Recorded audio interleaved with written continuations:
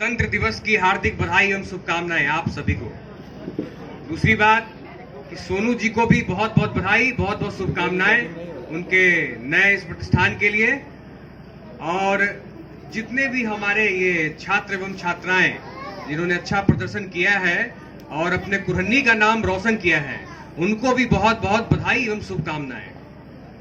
अब जैसा कि आज गणतंत्र दिवस का माहौल है, दूसरा कि सबसे महत्वपूर्ण बात, जब मैं बैठा था तो काफी जिक्र हुआ बेरोजगारी का और डॉरी सिस्टम का। जैसे कि हमारी छोटी छोटी बहनें ये भी बहुत अच्छा बोली, मैं सुन रहा था उनकी बातों को। तो मैं भी आप सभी के बीच का ही हूं। जैसे आप सभी ने पढ़ाई लिखाई भी शुरुआत किया है, जिंदगी में आगे बढ़ रहे हैं, मैं भी कमतौल सीके हाई स्कूल का ही छात्र रहा हूं और 2002 में मैट्रिक पास किया था मैं यहाँ से। उसके बाद धीरे धीरे पढ़ते पढ़ते ऊपर तक गया। L N Mishra management college से बीबीए किया, देन दिल्ली से एमबीए करने के बाद नौकरी करने के बाद पुनः फिर अपने कुरहनी की सेवा में आ गया।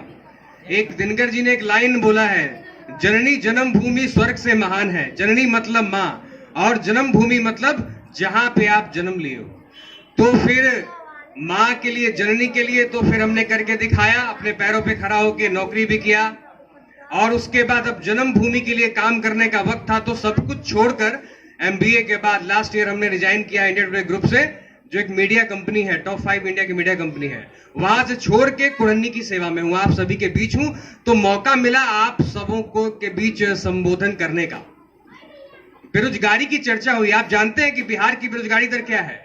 बिहार की बेरोजगारी दर 46.6% है। मतलब कि पूरे भारत में जितने भी राज्य हैं उसमें 46.5 बेरोजगार बैठे हैं अपने बिहार में।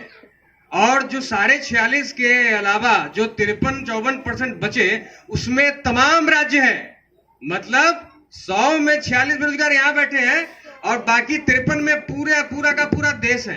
तो आप समझिए कि आप कितने बेरोजगार हैं। उसके कई कारण हैं। हमारी छोटी बहन ने कहा, उसको मैंने सुना, शिक्षा प्रणाली ये सही नहीं है। हमारे यहाँ 5 वर्षों में डिग्रियां मिलती है। जब मैं 2008 में ग्रेजुएशन किया था तब मुझे 4 साल में मिला था। अभी सुनने में आता है कि 5-6 साल में मिल रहा है। तो इन सब पे सुधार करने की जरूरत है। लेकिन अब हमने सरकार को तो कोस दिया कि चलिए भैया आपकी शिक्षा प्रणाली सही नहीं है, लेकिन क्या आप ईमानदार हैं अपने करियर के लिए? नहीं है। ये बहुत लोगों को ये मेरी बात बुरी लगेगी, लेकिन ये सच्चाई है। आप में कहीं ना कहीं आप झुक जाते हैं। मैं भी आपके बीच से ही ऊपर तक गया हूं। जब हम लोग 10th क्लास में पहुंचते हैं तब हमें पता ही नहीं होता है कि हमें करना क्या है, हम क्या करना चाहते हैं, हम क्या करेंगे। हम जिस माहौल से निकल के जाते हैं, पूरे बिहार का पूरी दुनिया लोहा मानती है। सबसे ज्यादा आईएएस, आईपीएस, डॉक्टर यहीं से निकलते हैं। लेकिन वो कितने परसेंट है? वो परसेंटेज बहुत कम है। आपकी प्रतिभा का लोहा जब पूरा देश मानती है, जब आपको उचित संसाधन नहीं मिल रहा है, फिर भी आप इतना अच्छा प्रदर्शन कर रहे हैं, तो भैया अगर आपको अच्छा प्रदर्शन और भी करने के लिए अगर प्रेरित किया जाए, उचित संसाधन मिले, तो आप और बेहतर कर सकते हैं। लेकिन उसमें आपकी भी जिम्मेवारी है। आपकी भी जिम्मेवारी है कि जब आप 10th के बोर्ड आते हैं, 12th के बोर्ड आते हैं, तो थोड़ा दिमाग आप पढ़ाई लिखाई पे भी लगाइए। अरे जिनको खेल कूद में जाना है, क्रिकेट ये जो भी खेलते हैं, आप उसी में आगे बढ़िए, आप डिसीजन लीजिए। देखिए प्रॉब्लम यहां पे आती है, समस्या यहां है कि 10th में हमारे बिहार के बच्चे डिसीजन ले ही नहीं पाते कि भाई हमको करना क्या है। लेकिन वहीं दिल्ली के बच्चे 10th में ही अपना डिसीजन ले लेते हैं कि हमको करना क्या है। आप कंफ्यूज रहते हैं, तो कंफ्यूज मत होइए, डिसीजन लीजिए कि मुझे ये चीज करना है। अरे खेलने कूदने के लिए आपको किसी ने नहीं रोका, लेकिन जो भी करना है ईमानदारी से करिए। खेल कूद करना है ईमानदारी से करिए, पढ़ाई लिखाई करना है वो भी ईमानदारी से करिए। अगर आप ईमानदारी से नहीं करेंगे तो इसका नुकसान सिर्फ आप ही को है, किसी और को नहीं है।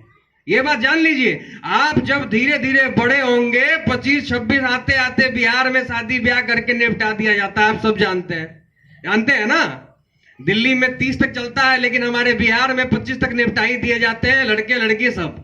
फिर आपके ऊपर जब परिवार की जिम्मेवारियां आएंगी, फिर अभी पिताजी के पेट्रोल से भरा के जो आप स्प्लेंडर या पैशन जो भी घूमते हैं, वो 25 वर्ष की अवस्था में समझ में आएगा कि जब हम पिताजी के पैसे से घूम रहे थे और अभी स्थिति क्या है जब परिवार की जिम्मेवारियां आएंगी। ये मैं आप सभी को इसलिए कह रहा हूं कि आप हमारे छोटे छोटे भाई हैं, मैं भी आपके बीच का ही हूं। मैंने दुनिया को देखा है, मेरे सामने बहुत कुछ बदला है, देश दुनिया बहुत आगे निकल गया है, हम बहुत पिछड़े हैं मेरे भाई।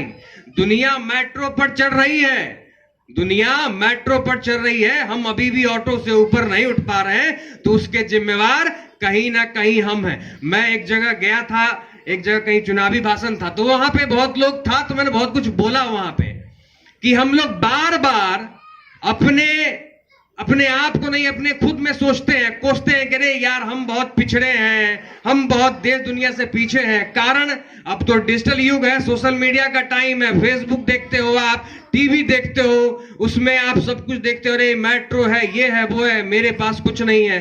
तो भाई मेरे, उसके जिम्मेवार आप हैं। कहीं ना कहीं समझ का फेर है आप में। हमारी युवा पीढ़ी कहीं ना कहीं मिसगाइडेड है, इस बात को आप समझिए। युवा पीढ़ी ही विकास के कारक होते हैं। आप छोटी सी बात को समझिए, आपके आसपास में 4-5 घर हैं, जिस घर का युवा कमा रहा है उस घर का विकास हो रहा है, जिस घर का युवा नहीं कमा रहा है उस घर का विकास रुक जा रहा है। तो ये सब आपके हाथ में है। तो आप पूरे बिहार पर लीजिए, पूरे कुरहन्नी पे लीजिए, आखिर हम क्यों पिछड़े हैं। जब बात आती है नौकरी की, जब बात आती है अच्छे शिक्षा की, तो हम क्या करते हैं, हमारे माता पिता भी कहते हैं कि भाई चले जाओ, बाहर चले जाओ, अच्छे शिक्षा के लिए दिल्ली बम्बई कलकत्ता चले जाओ, अच्छी नौकरी के लिए दिल्ली बम्बई कलकत्ता चले जाओ। अरे भाई क्यों चले जाओ, हमें यहां चाहिए।